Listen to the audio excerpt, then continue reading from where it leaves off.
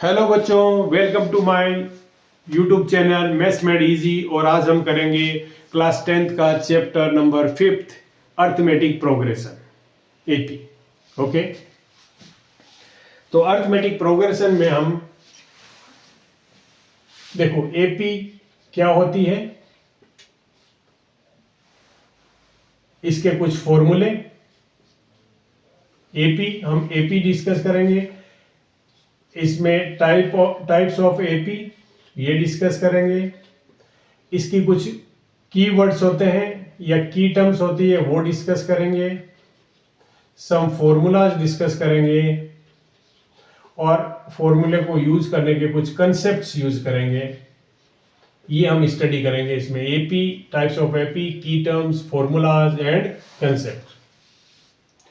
AP actually AP arithmetic progression होता क्या है, ये एक ऐसी सीक्वेंस होती है, नंबर की सीक्वेंस होती है। सीक्वेंस क्या होता है कि list of number which follow a fix pattern. Her next term लेने के लिए हमें एक पैटर्न फॉलो करना पड़ता है। जैसे अगर मैं कहूं 3 into 2 तो क्या आ गया 6, 6 into 2 क्या आ गया 12। ये 3 था हमारा पहला, अगर हमारा पहली टर्म 3 है, 6 आ गई, 12 आ गई। अब मैं अगर 12 into 2 तो 24 आ गई। तो एक ये 3, 6, 12, 24 इस तरह से एक सीक्वेंस बन सकती है जो एक पैटर्न फॉलो करती है कि इस टर्म को 2 से मल्टीप्लाई करो ये आएगी, इसको 2 से मल्टीप्लाई करो ये आएगी, इसको 2 में से मल्टीप्लाई करो ये आ गई। इसी तरह से अगर मैं कहूँ 1, 4, 9, 16, 25 तो ये क्या है, फर्स्ट नंबर का स्क्वायर, ये सेकंड नंबर का, सेकंड नेचुरल नंबर का स्क्वायर, थर्ड का स्क्वायर, फोर्थ का स्क्वायर और 25 फिफ्थ का स्क्वायर, लाइक दिस। तो एक फिक्स पैटर्न को फॉलो कर रहा है, तो ये सीक्वेंस है। इसी तरह से अगर मैं कहूं कि 4, 6, 8, 10, 12, 14 तो ये क्या हो रहा है, ये एक फिक्स के, इसमें अगर मैं 2 ऐड करूं तो ये आ जाता है, इसमें 2 ऐड करूं तो ये आ जाता है, इसमें 2 ऐड करूं तो ये आ जाता है, इसमें 2 ऐड करूं तो ये आ जाता है। तो एक फिक्स पैटर्न फॉलो करते हुए सीक्वेंस होती है। तो इस तरह की जो सीक्वेंस है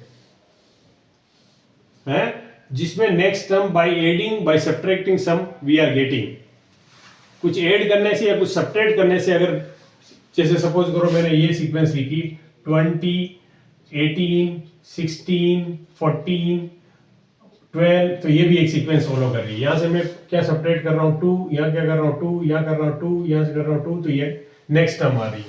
ये first term, second term, third term, ये these are known as terms.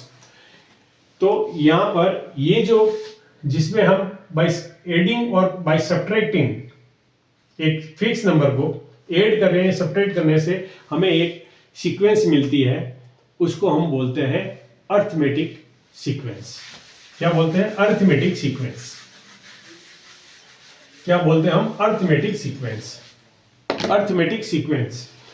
अब हम बात करते हैं, मैं यहां पे अगर किसी भी अर्थमेटिक सीक्वेंस की किसी भी टर्म को निकालने के लिए अगर हम एक आइडेंटिटी या एक फॉर्मूला दे सकते हैं या जनरलाइज कर सकते हैं किसी भी टर्म को, किसी भी अर्थमेटिक सीक्वेंस की टर्म को जनरलाइज कर सकते हैं, तो हम उसको बोलते हैं अर्थमेटिक प्रोग्रेशन। ओके, अब यहां पर जो कीवर्ड्स होती हैं, टाइप ऑफ एपी की बात करते हैं। एक बात करते हैं finite AP, finite AP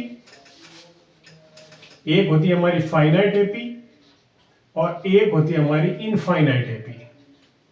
infinite AP दो तरह की एपी होगी। फाइनाइट का मतलब होता है number of terms are fixed. इसकी नंबर ऑफ टर्म्स फिक्स होती है, फाइंड की जा सकती है, काउंटेबल होती है। इसकी number of terms are infinite. Number of terms are infinite. Number of terms are infinite, तो उसको हम इनफाइनाइट एपी बोलते हैं। ठीक है, एग्जाम पॉइंट ऑफ व्यू से इसका कोई मतलब नहीं है, कोई नहीं पूछता है। पर फाइनाइट एपी का मतलब है नंबर ऑफ टर्म्स है वो फिक्स है और number of terms are infinite. Okay इसमें हमें पता है कि देयर आर ओनली 20 टर्म्स, तो वो फाइनाइट एपी हो गई। अगर हम ये कहें इसमें सिर्फ इनफाइनाइट टर्म्स है तो वो इनफाइनाइट एपी हो गई। Have understood? चलो इसके बाद करते हैं हम की टर्म्स की बात करते हैं। की टर्म्स निकालने से पहले मैं कुछ एपी लिख देता हूं और फिर हम की टर्म्स की बात करते हैं। यहां पर मैं कुछ एपी लिख रहा हूं। 3, 8, 13, 18, 23, ओके डॉट डॉट डॉट कुछ मैं लिखता हूं यहां पर 4, 8, 12, 16, 20 dot dot dot dot 48, okay.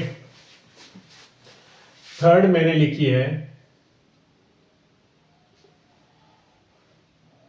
33, 30, 27, 24 dot dot dot. एक मैंने लिखी है फोर्थ 5, 5, 5, 5, 5 डॉट डॉट।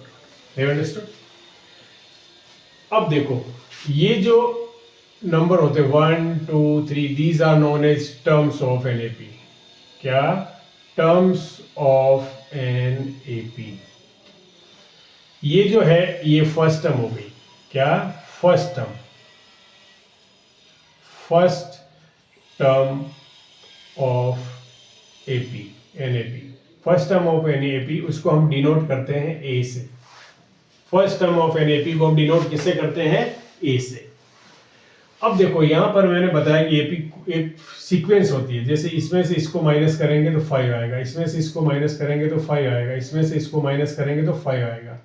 मतलब एक डिफरेंस है जो इक्वल है, कॉमन है, तो इसको हम बोलते हैं कॉमन डिफरेंस। कॉमन डिफरेंस, और इसको हम डिनोट करते हैं डी से। ओके जैसे ये है हमारी फर्स्ट टर्म, इसको हम A1 लिखते हैं, इसको हम A2 लिख सकते हैं, इसको A3 लिखते हैं, A4 लिखते हैं। देखो A1 is equals to A होता है, ये भी ध्यान रखना। ये this is always equals to 1। इसको 4 लिखा, अगली 5 लिखूंगा। इसका मतलब अगर मेरे पास 10 टर्म है तो A10 लिखूंगा, 10th टर्म को A10 लिखूंगा। तो मैं इसका मतलब है जनरल टर्म अगर nth टर्म है तो मेरी nth टर्म जो होगी, nth term of an AP, nth term को मैं डिनोट करूंगा an से। अगर इस n की वैल्यू 10 है तो वो 10th टर्म बन जाएगी, n की वैल्यू अगर 6 है तो 6th टर्म बन जाएगी, n की वैल्यू 5 है तो 5th टर्म बन जाएगी। You understood? चलो अब हम बात करते हैं कि नेचर ऑफ कॉमन डिफरेंस।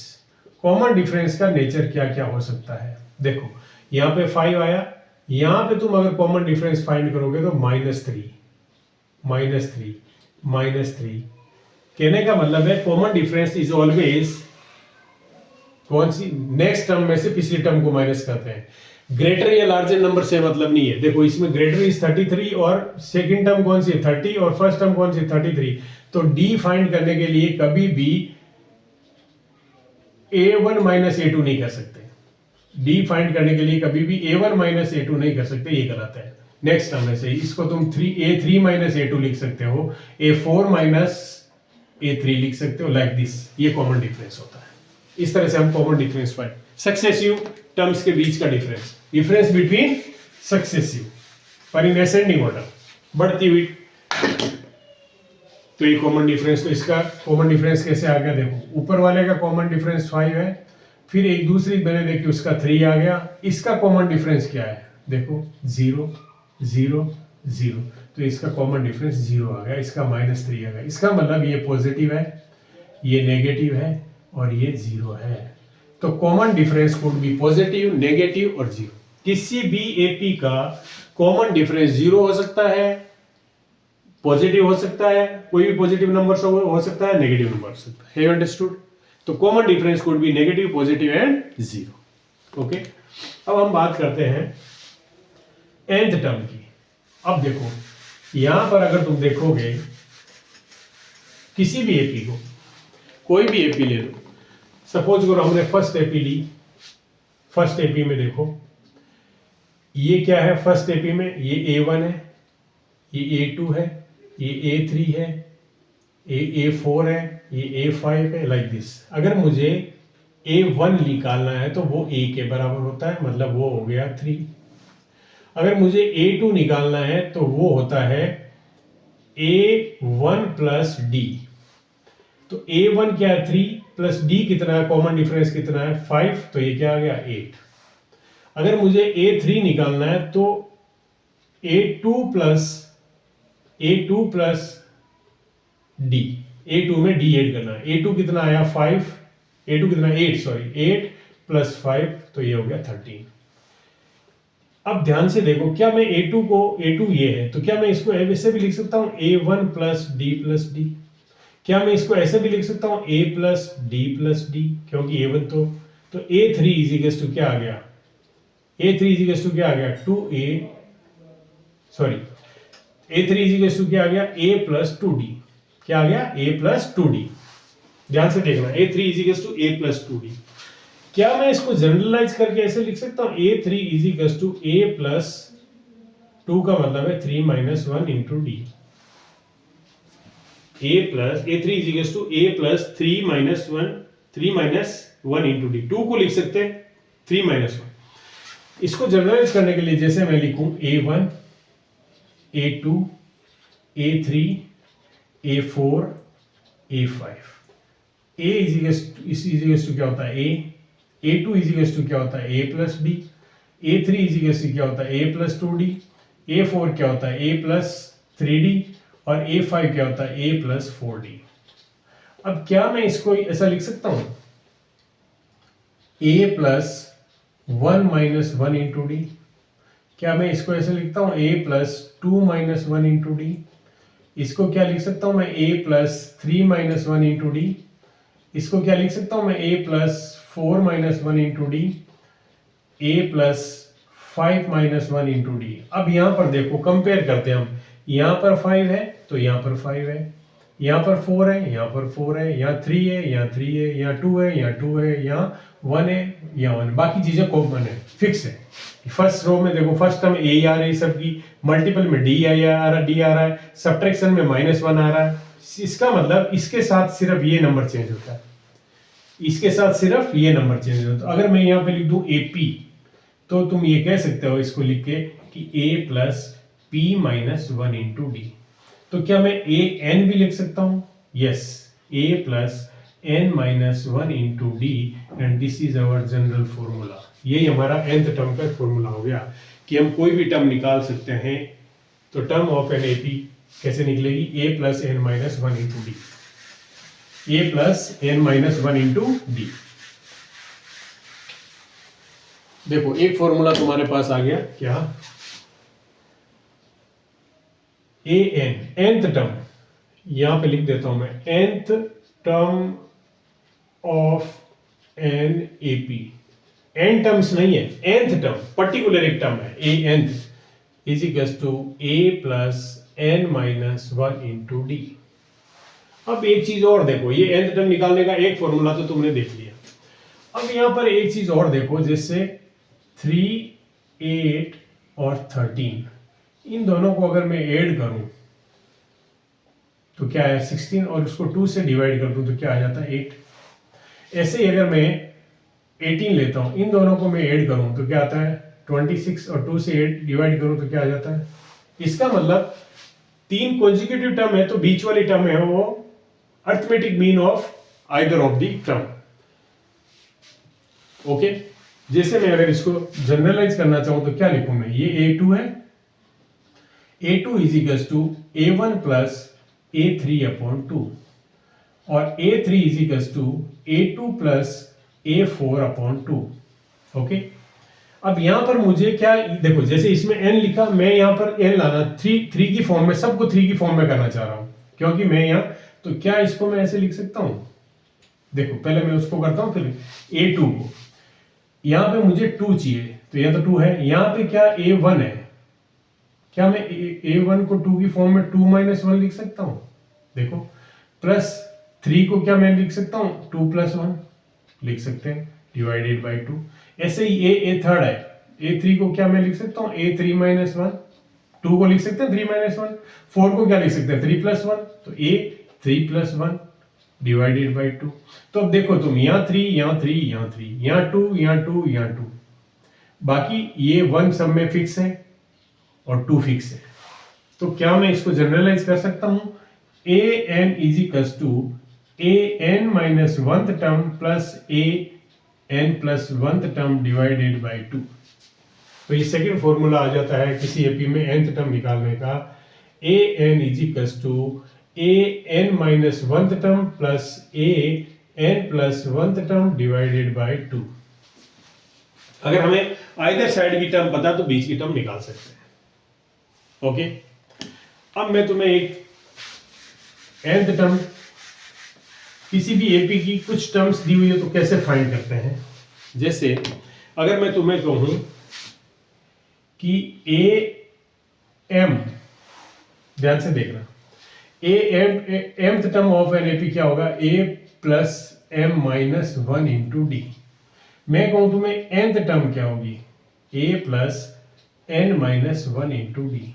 अगर मैं इन दोनों को सब्ट्रैक्ट कर देता हूं तो यहां पे आ गया A M minus A N equals to, ये कैंसिल हो गया, डी कॉमन लिया, डी यहां कॉमन ले लिया हमने, और यहां पे क्या बचा m माइनस वन और माइनस एन प्लस वन, और वन वन कैंसिल हो गया और हमें मिला m minus N into D.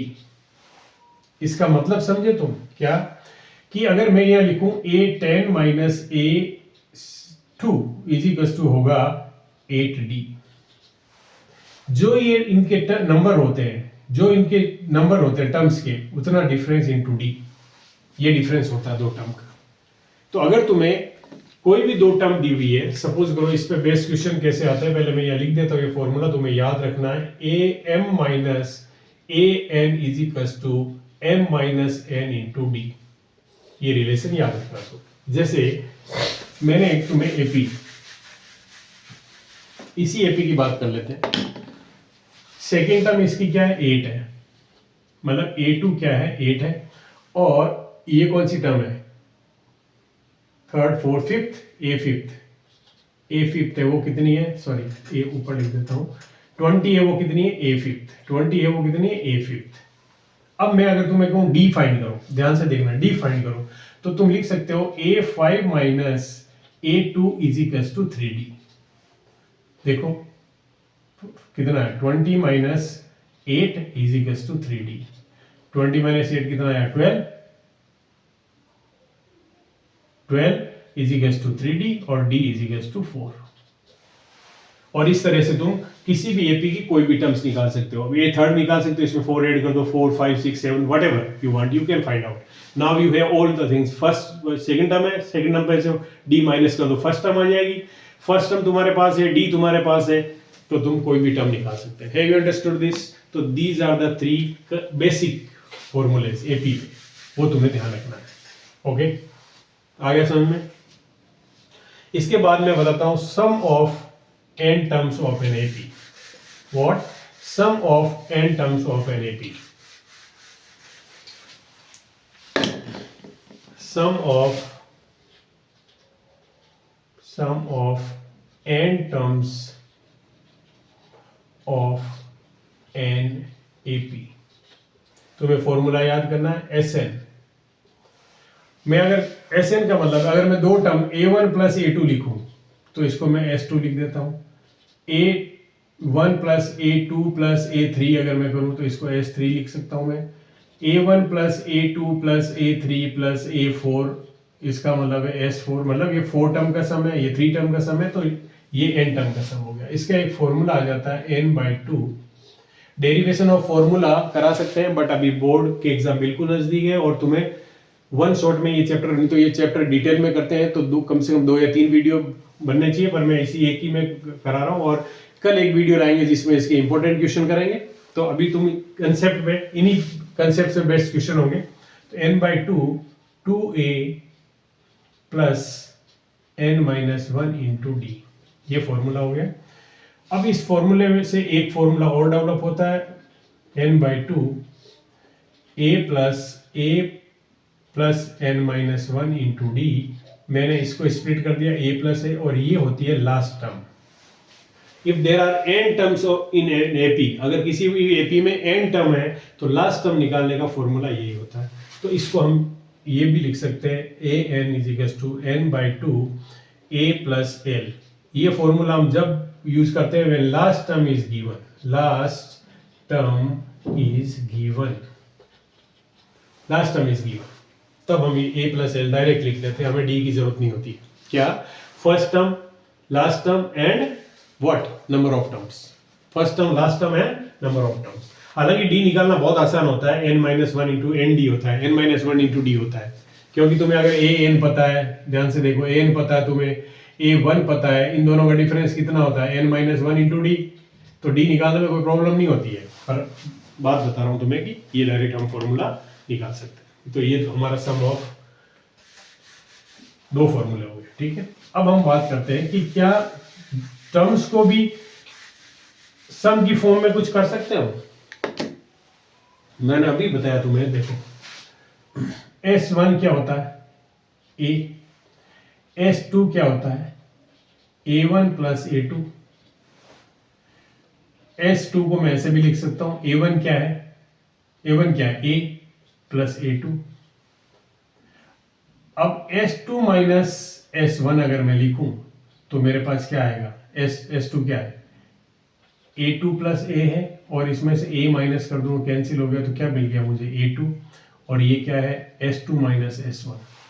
हम यहाँ पे जनरलाइज करते हैं हर चीज को, हर चीज को यहाँ पे हम क्या करते हैं? जनरलाइज करते हैं, ध्यान रखना।